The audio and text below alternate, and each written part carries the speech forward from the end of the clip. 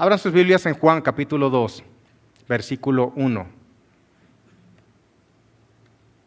Un pasaje muy conocido porque es el primer milagro público que hizo Jesús. Dice la Escritura: al tercer día se hicieron unas bodas en Caná de Galilea y estaba allí la madre de Jesús. Y fueron también invitados a las bodas Jesús y sus discípulos. Y faltando el vino, la madre de Jesús le dijo: no tienen vino. Y Jesús le dijo: ¿qué tienes conmigo, mujer? Aún no ha venido mi hora. Su madre dijo a los que le servían: haced todo lo que os dijere. Y estaban allí 6 tinajas de piedra para agua conforme al rito de la purificación de los judíos, en cada una de las cuales cabían 2 o 3 cántaros. Jesús les dijo: llenen estas tinajas de agua, y las llenaron hasta arriba. Entonces les dijo: sacad ahora y llevadlo al maestresala. Y se lo llevaron. Cuando el maestresala probó el agua hecha vino, sin saber él de dónde era, aunque lo sabían los sirvientes que habían sacado el agua, llamó al esposo y le dijo: todo hombre sirve primero el buen vino, y cuando ya ha bebido mucho, entonces el inferior. Mas tú has reservado el buen vino hasta ahora. Este principio de señales hizo Jesús en Caná de Galilea y manifestó su gloria, y sus discípulos creyeron en él. Yo quiero que nos enfoquemos un poquito en María, la madre de Jesús. Están aquí en unas bodas y ella está involucrada en estas bodas, y la pregunta es: ¿por qué está involucrada ella en estas bodas sirviendo también? Ella está a cargo de logística, de que no faltara vino, que no faltara alimentos. Se cree que en estas bodas el que se estaba casando era nada más y nada menos que Juan, el evangelista. Es que Juan fue hijo de Salomé, y Salomé hermana de María, y por lo tanto eran primos, es lo que se cree. Por lo tanto estaba Jesús con sus discípulos, pero no fue invitado a los discípulos por ser los discípulos de Jesús, sino porque había un parentesco con Jesús y con su madre, ¿de acuerdo? Ahora estamos hablando de María, quien tiempo atrás había sido visitada por un ángel del Señor y recibió un mensaje con una palabra profética que se tenía que cumplir ya el momento, algo que estaba escrito en lo que conocemos en el Antiguo Testamento, y le dijo que era bendita entre todas las mujeres, porque a través de ella iban a ser el Salvador del mundo. Ella estaba desposada, esto es, comprometida, mas no estaba casada. Y ella preguntó: bueno, pues ¿cómo va a ser esto? Pues si ni siquiera, pues no conozco varón, no he tenido relaciones, ¿verdad? Sin embargo, le dijo el ángel: lo que vas a concebir es del Santo Espíritu de Dios. Y ella lo creyó. Entonces, María tuvo la virtud de ser la madre del Salvador del mundo, pero también al final de la vida de Jesús, cuando lo crucificaron, también se enfrentó a algo muy tremendo: la crucifixión de su hijo, y ella estaba testigo ahí, ella era testigo. ¿Cómo lo sabemos? Porque Jesús le dijo: mujer, he ahí a tu hijo, refiriéndose a Juan. Le dijo: Juan, he ahí a tu madre, ¿de acuerdo? Entonces, es como un caramelo de doble sabor, ¿verdad? Por un lado amargo y por el otro lado dulce. Ella experimentó, dice la Escritura, que cuando sucedían algunas cosas, guardaba esas cosas en su corazón, pero algo sabía María: que Jesús era el ungido de Dios, y que estaba capacitado, lleno del poder de Dios para hacer grandes milagros y maravillas, ¿de acuerdo? Entonces, cuando conocemos cómo eran las bodas de los judíos, que no duraban una noche de fiesta, sino que eran 7 días, y no había luna de miel. Qué triste, ¿verdad? No había luna de miel, pero los anfitriones tenían que hacerse cargo de que no faltara vino, que no faltara ninguno de los alimentos. Habían pasado ya 3 días de la boda, dice al tercer día. Entonces, yo lo que he investigado es que los invitados podían demandar legalmente a los anfitriones, porque yo quiero que se pongan a pensar, han dejado sus trabajos por toda una semana, han dejado quehaceres y van de invitados y se supone que no les debe de faltar nada, no debe faltar vino, no debe de faltar comida. Entonces, iba a ser realmente un escándalo. Iba a ser una vergüenza para toda la familia. Y María se acerca con Jesús y le dice, no tienen vino. Y sabemos que viene de una mujer porque así son las mujeres, ¿verdad? Que siempre hablan en indirectas, ¿verdad? ¿No les ha pasado a ustedes, maridos, que acaban de tomarse su cereal en la noche? Su mujer los está viendo y se están levantando, ya se están yendo y les dice, ¿tú comiste en ese plato? ¿Les ha pasado a alguno de ustedes? O sea, no son directas, ¿verdad? No son directas. Y igual María, en vez de que le dijera, haz vino, le dijo, ya no hay vino. Ya no hay vino, ¿de acuerdo? Y Jesús le dice, ¿qué tienes conmigo, mujer? Aún no ha venido mi hora. Y María no lo pela. Le dice, su madre dijo a los que le servían, hagan todo lo que os dijere y quiero enfocarme en esto. ¿Vas a decir, perdón, mi amor? ¿No? Esta es la clave para cualquier milagro que quieras recibir de parte de Dios. Haz todo lo que Él te dijere que hagas. Haz todo lo que Él te dijere que hagas. Yo lo resumo en esto. Siempre ora, escucha y obedece. Ora, escucha y obedece. La obediencia realmente es lo que detona el poder manifiesto de Dios en nuestras vidas. Ella le dijo a los que estaban sirviendo, hagan todo lo que les dijere. Y lo sigue diciendo, hagan todo lo que Él les dijere. ¿Por qué lo tenía que hacer Jesús? Jesús tenía que cumplir con toda la ley y tenía que honrar a su padre y a su madre, porque así decía la ley. Lo sabía María. Tenía que hacerlo. Su madre le había dicho que lo hiciera. ¿De acuerdo? Voy a explicar al final por qué Jesús respondió así.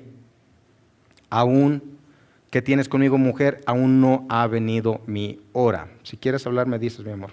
¿De acuerdo?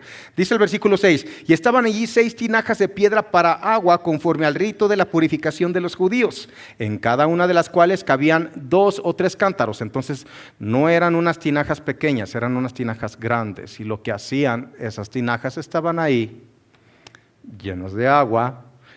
Y los judíos lo que hacían un ritual de purificación, porque cuando se lavaban las manos era con todo y el antebrazo, ¿de acuerdo?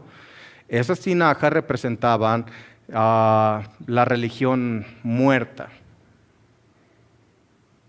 La religión muerta. Pero Jesús da una instrucción y vamos a ver también cómo ellos fueron obedientes a las instrucciones de Jesús. Él les dijo, versículo 7, llenen estas tinajas ¿de qué? De agua. Y las llenaron hasta arriba. Yo les pregunto, ¿qué hubiera pasado si no hubieran llenado las tinajas hasta arriba?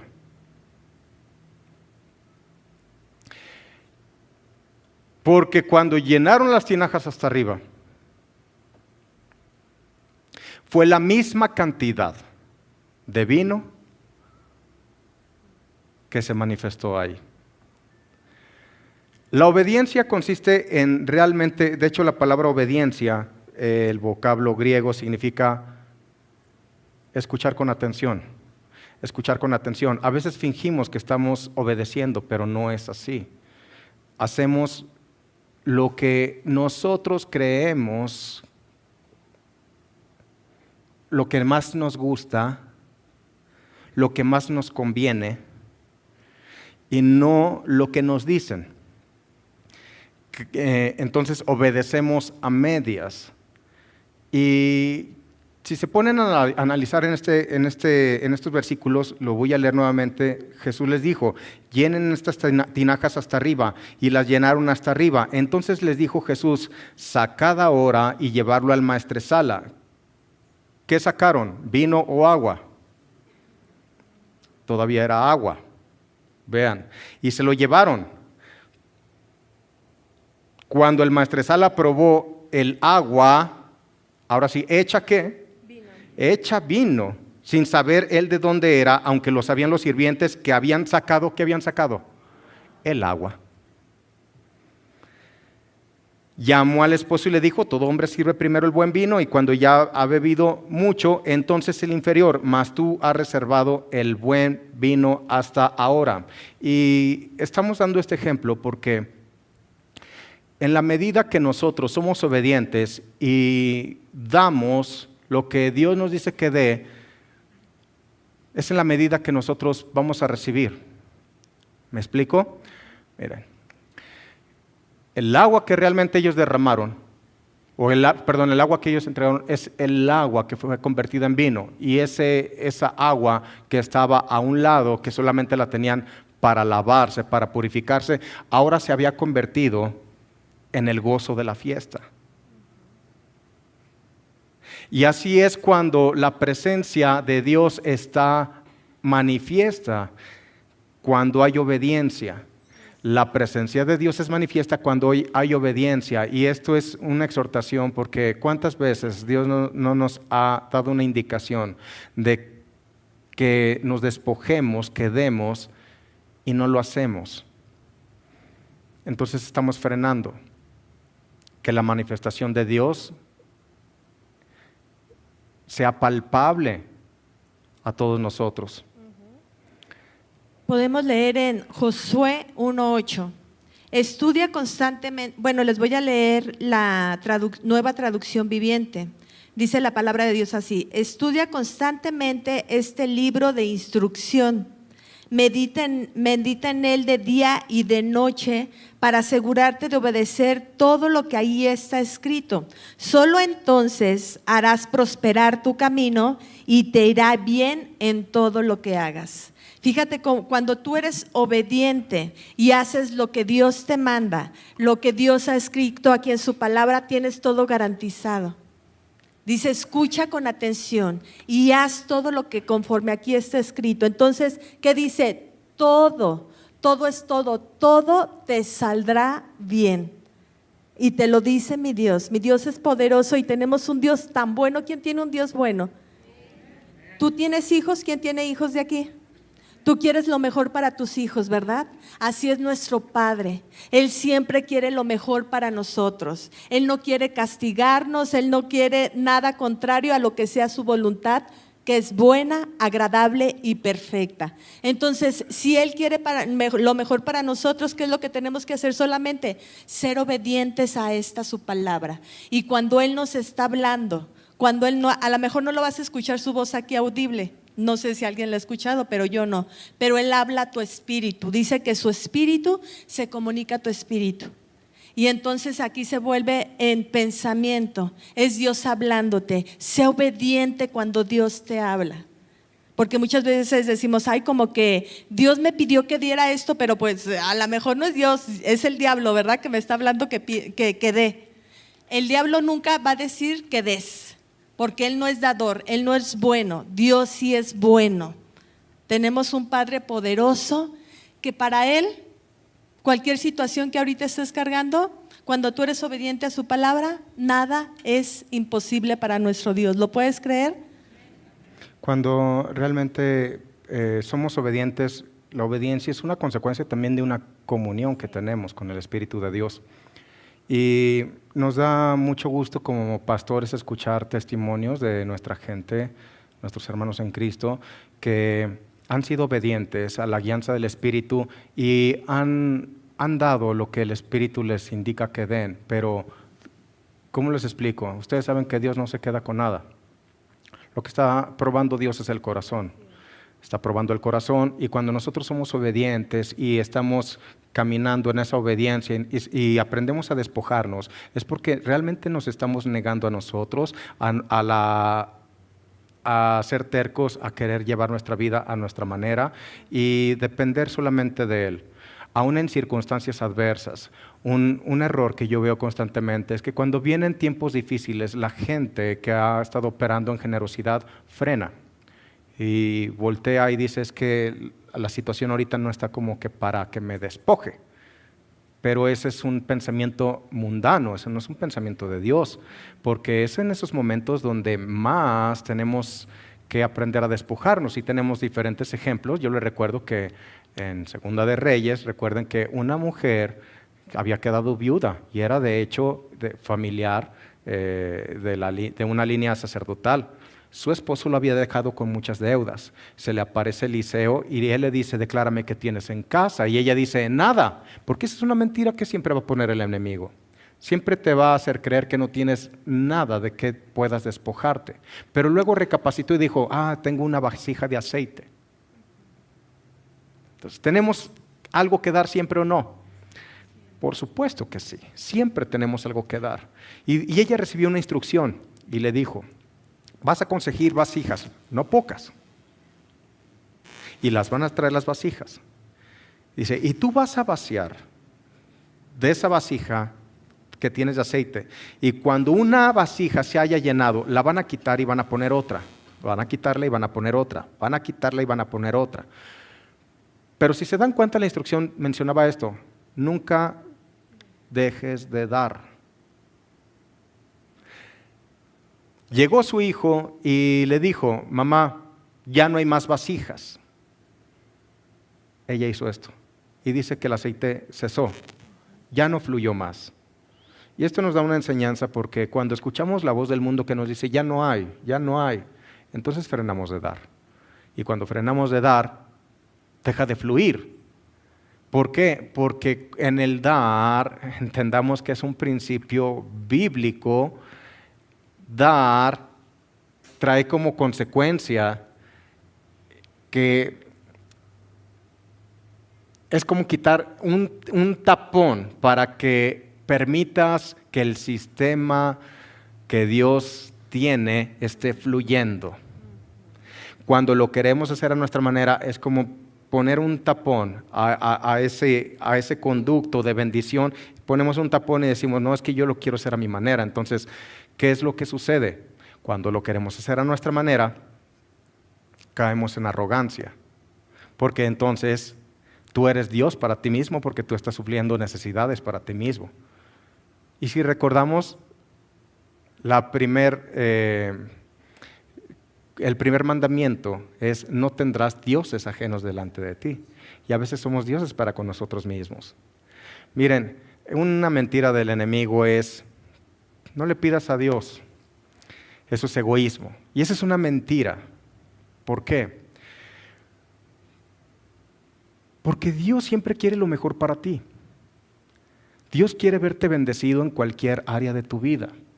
Y Dios se agrada que le pidas. Si no, Jesús no nos enseñaría a pedir. Él dijo: todo lo que pidieres al Padre en mi nombre, Él se los dará.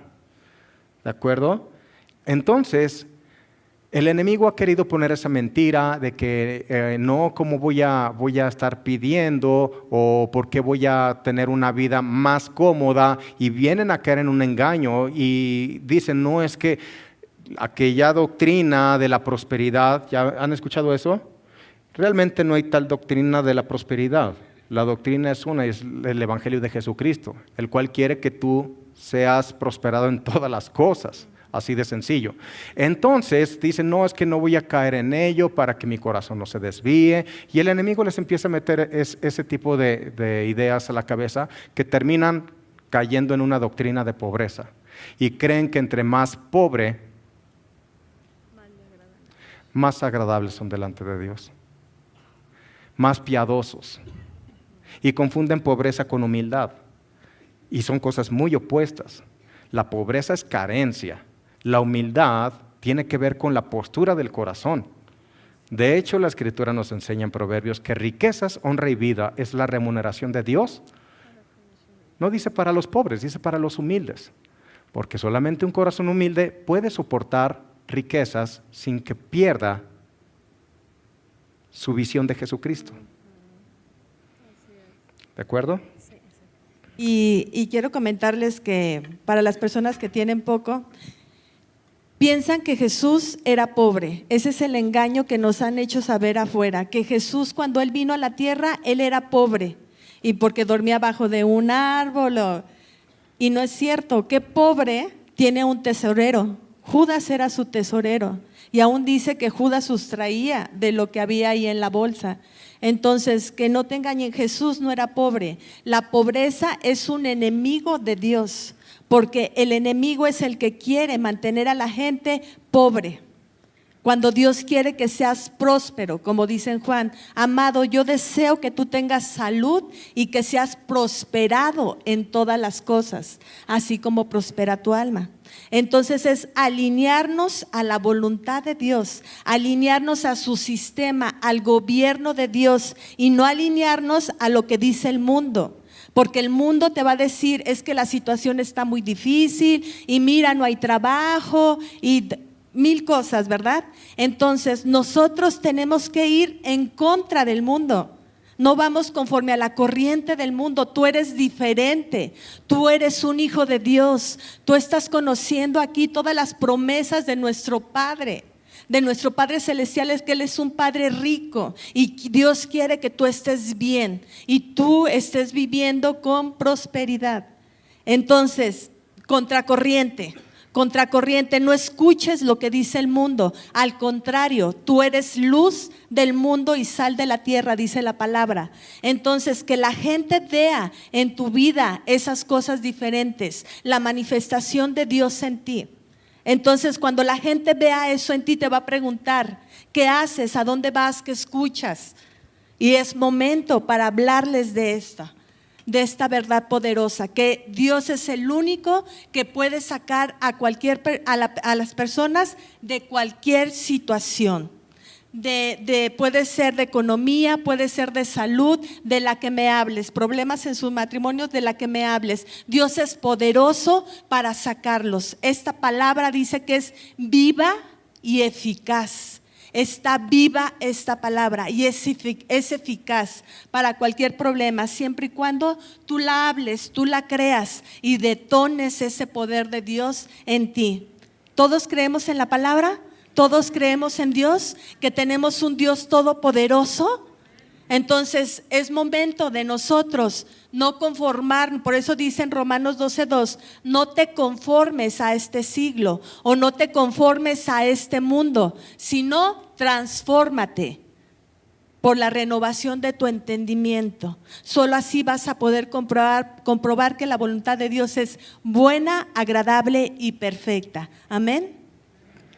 ¿Cuántas tinajas serán? 6. 6 se refiere al número de hombre, se refiere a humanidad. Pero vean lo que dice el versículo 7. Y les dijo, llenad estas tinajas de agua. Si les dijo que las llenaran es porque las tinajas, ¿cómo estaban? Vacías. El agua representa la palabra.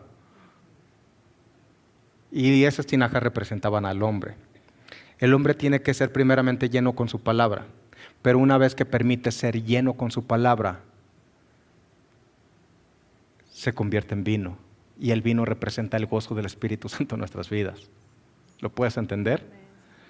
Esa fiesta pudo continuar porque el gozo había vuelto ahí.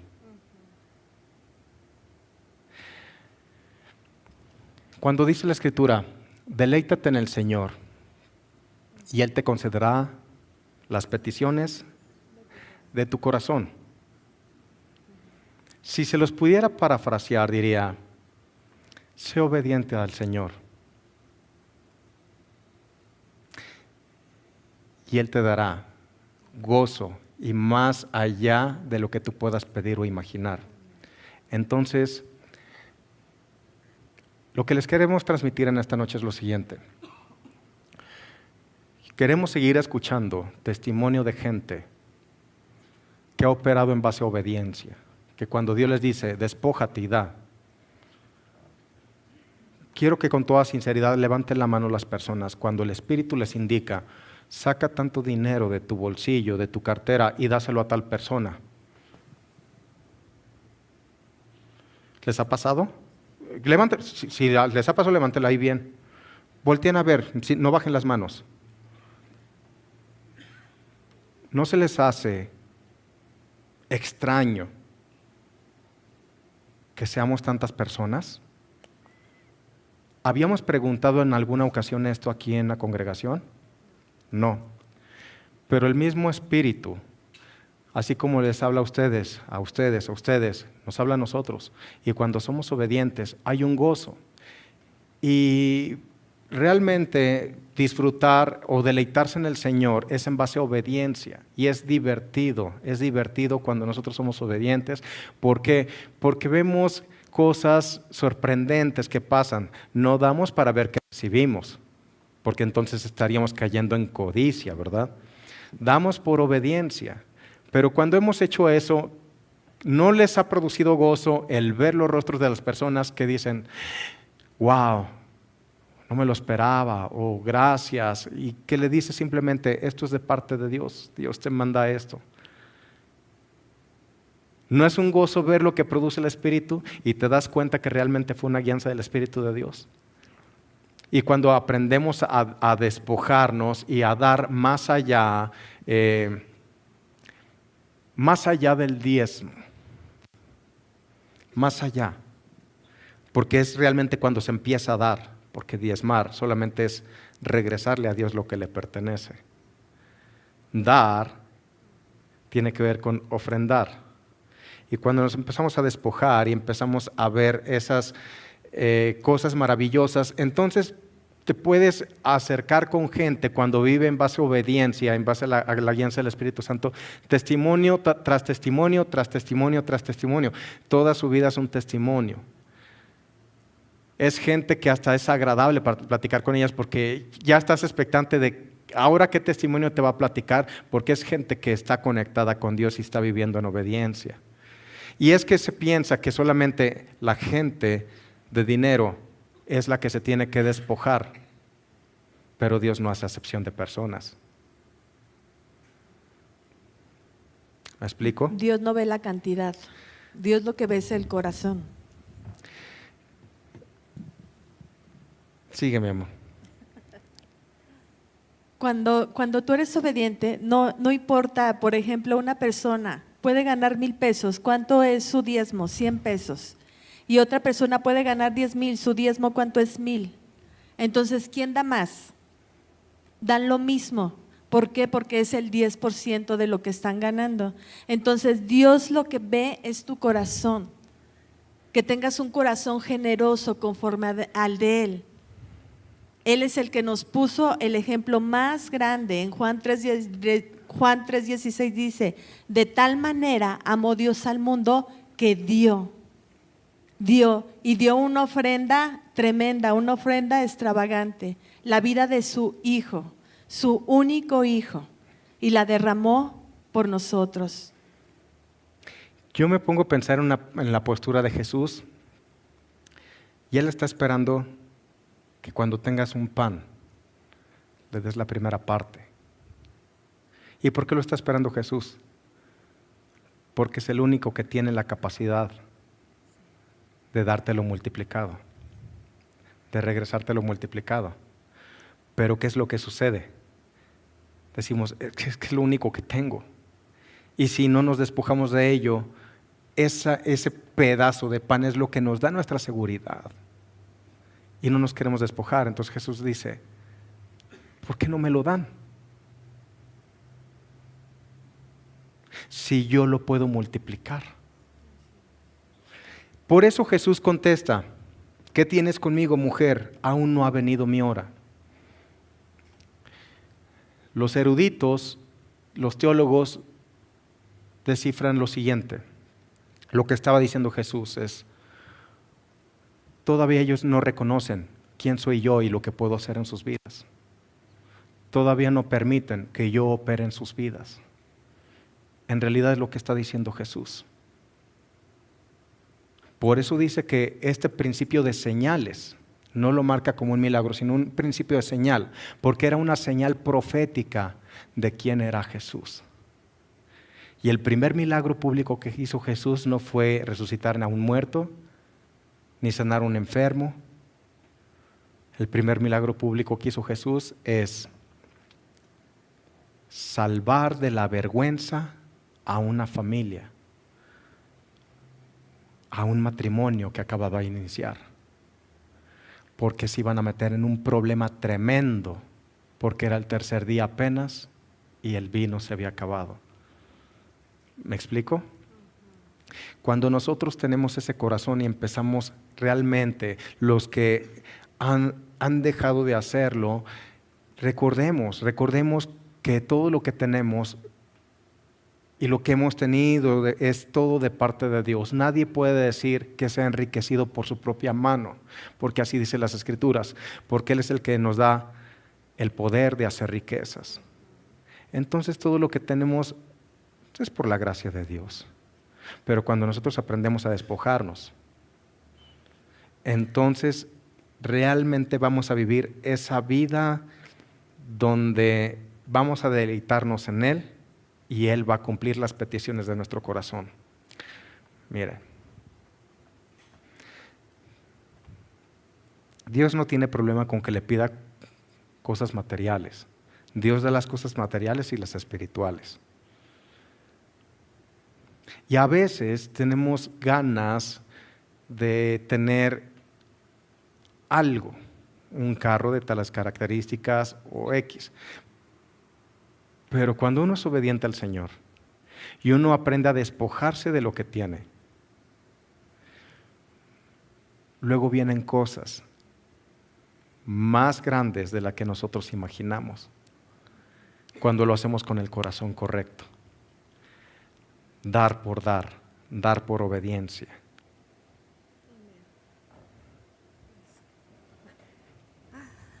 Miren, mis hermanos, pues estamos en esta congregación hermosa, ¿verdad? Y este es un testimonio de lo que Dios hizo. Esta congregación, ¿quién nos la dio?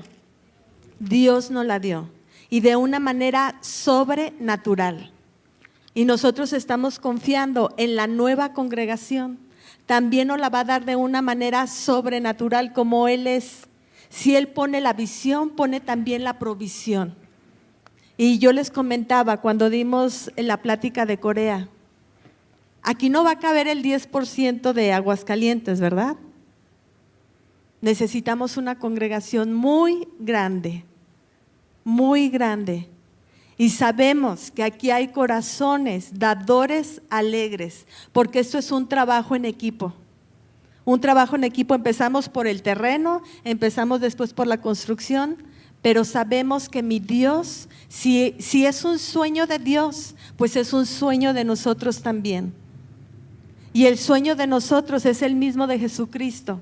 Que las almas sean salvas, que más gente sea arrebatada de los infiernos, porque la gente que está allá afuera necesita escuchar esta palabra, necesita ser salva, necesita recibir a Jesús en su corazón. Entonces se necesita un lugar, una congregación, donde puedan venir y escuchar este alimento espiritual, porque la palabra de Dios dice que no solamente de pan vivirá el hombre, sino de la palabra espiritual es más poderosa, porque nosotros somos espíritu y necesitamos fortalecernos. Entonces necesitamos un lugar para que todas esas almas vengan al conocimiento de la palabra. Y yo sé que mi Dios es poderoso para hacerlo. Y yo sé que también aquí hay dadores alegres, que vamos a lograr este sueño de Dios. ¿Cuándo? ¿Dónde? No sé, pero sabemos que Dios lo va a hacer. Porque hemos visto siempre su mano poderosa en nuestras vidas, porque hemos operado siempre por fe, siempre, desde que se inició esta congregación, hemos vivido por fe. Como pastores se los decimos, hemos vivido por fe. Yo creo que todas las personas que están aquí, que tienen tiempo con nosotros, han visto eso, que nunca nos hemos quejado, nunca, porque sabemos que mi Dios lo soluciona todo. Así como soluciona cualquier cosa en tu vida, todo, cuando tú dices, Señor, aquí estoy y reposo en ti, tú lo haces. Entonces le da chance a que Él opere. Amén. Entonces es entrar en su reposo, es entrar en su sueño y es trabajar, hermanos, unidos. Pero necesitamos tener ese corazón dispuesto, amén, para ser unos sembradores y sembrar en el reino, porque el reino, cuando tú das algo, lo que des aquí, se extiende el reino de Dios y más almas vienen al conocimiento de la palabra, amén. Entonces vamos a trabajar juntos, hermanos. Sí, amén. Amén. Gloria a Dios. Que quede bien claro, vamos a alcanzar el 10% de la población de Aguascalientes. ¿De acuerdo? Me han preguntado, bueno, ¿y para dónde vamos? Bueno, ¿ya les quedó claro? Vamos a alcanzar el 10% de la población de Aguascalientes y le estamos pidiendo a Dios estrategia para que nos guíe de qué manera vamos a alcanzar multitudes. Tiene que ser con guianza del Espíritu y de manera estratégica. Y tiene que ser utilizando los medios de comunicación definitivamente. ¿De acuerdo? Entonces, ¿para dónde vamos? Vamos para alcanzar 10%. Y cuando alcancemos el 10% redime el 90%. ¿Se acuerdan que se los expliqué? ¿Sí? Entonces, vamos adelante. No acortes tu mano. Nunca cierres tu mano. Como decía David, de lo recibido de tu mano, de eso es lo que te damos. No acortemos. Queremos realmente vivir de la manera como Dios nos indica que vivamos. Que seamos dadores alegres, despojémonos.